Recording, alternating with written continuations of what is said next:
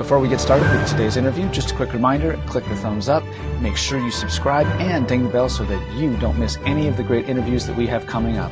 Now, on to today's interview. Welcome back, everybody. Today, my guest is Diane Hidy. Her piece on the new National Federation of Music Clubs Festivals list is The Bright Side. You can find it in her book, Attention Grabbers, Book 1. Welcome, Diane. Thank you so much for being here today. My pleasure. Thanks for having me.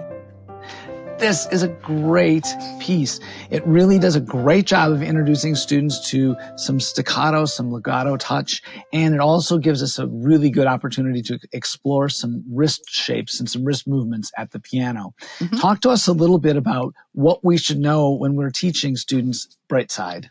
What I like to do with this piece is I like to just teach the da-da-dee-da-da a couple times. Da-da-dee-da-da.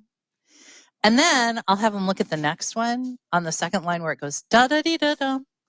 And you know what? I'll tell you a secret. Sometimes I let my students move their hand and use the same fingers for those phrases. So I think what I would say, the most important thing is to remember that what kids do naturally is what you should let them do. So if they like to move their hand, most of the attention grabber pieces are designed to sort of accommodate different kinds of learners and kids who like to move their hands and who don't like to move their hands around. So whatever student you have, enjoy that student and don't try to turn them into the other kind. That's my first piece of advice. Second thing is I would just notice in this particular piece, there's a pickup. And in many pieces, there are pickups.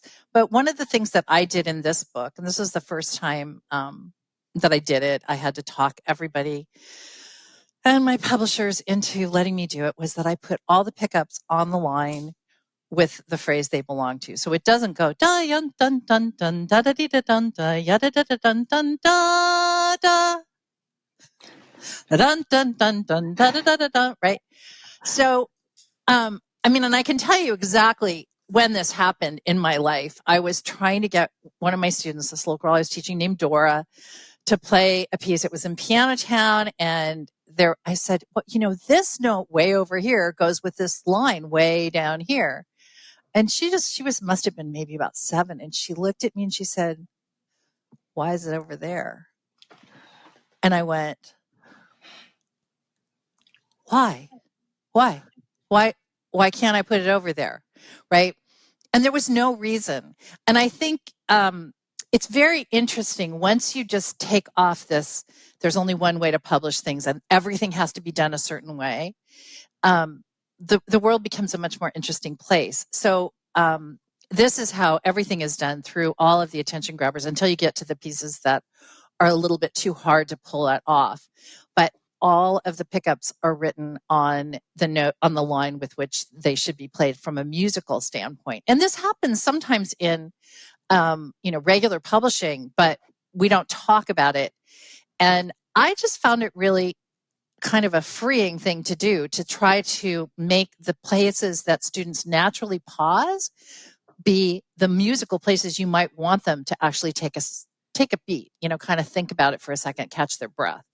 And so by publishing it this way, it made a so much more musical performance happen much more naturally. So that's one of the things I would say is just, I think in all of the attention grabber pieces, there are some very simple things that happen that are dealt with in slightly different ways than they have been dealt with before.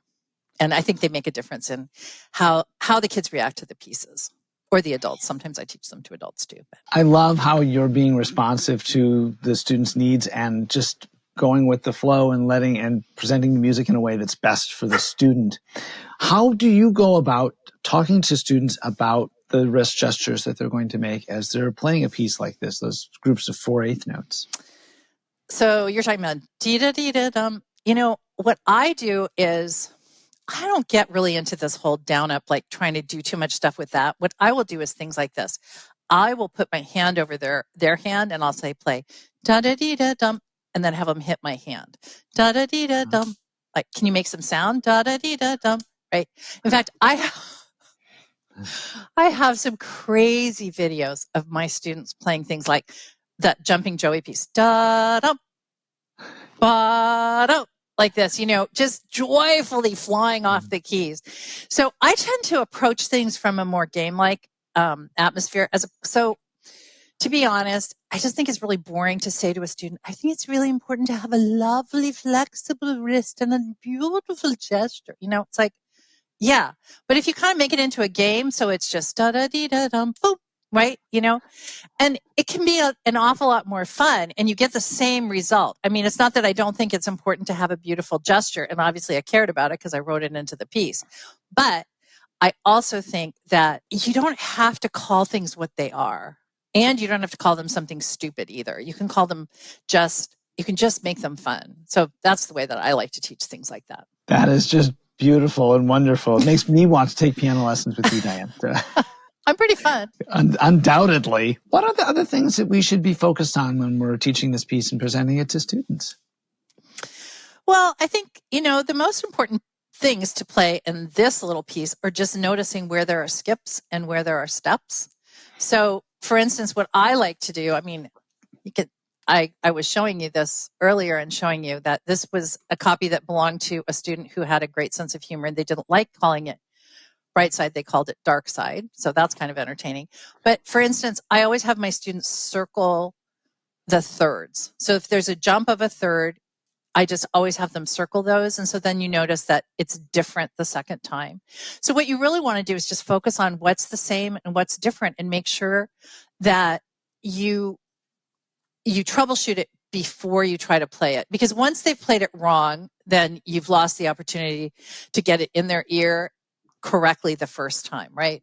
So I do that in lots of different ways. But I think the most important thing really is just to try to troubleshoot it so that they don't do it wrong and then have to correct it. So it's sort of the difference between giving somebody a roadmap or just saying, well, be like bumper cars and keep running into things until you figure it out. That's not a very efficient way to teach. And this really puts you in a bad position of having to constantly say, oh, no, John, that's not what it is.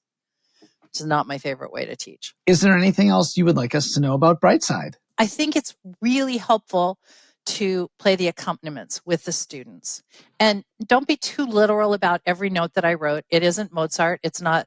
The accompaniments, you can make them easier. You can make them harder. You can simplify them if you need to. Some of my favorite experiences teaching these actually were when the child I had written the piece for got advanced enough that she could play the teacher part when her little brother played the student part. That was kind of fun for me. But I actually think the duets in this book are probably the most valuable piece of it.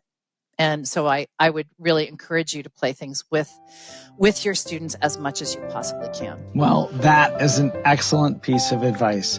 My guest today has been Diane Hidy. Her piece on the new National Federation of Music Clubs Festivals list is Brightside. You can find it in her book, Attention Grabbers Book 1, from fine music retailers near you. Thank you so much for being here today, Diane. My pleasure. Thanks.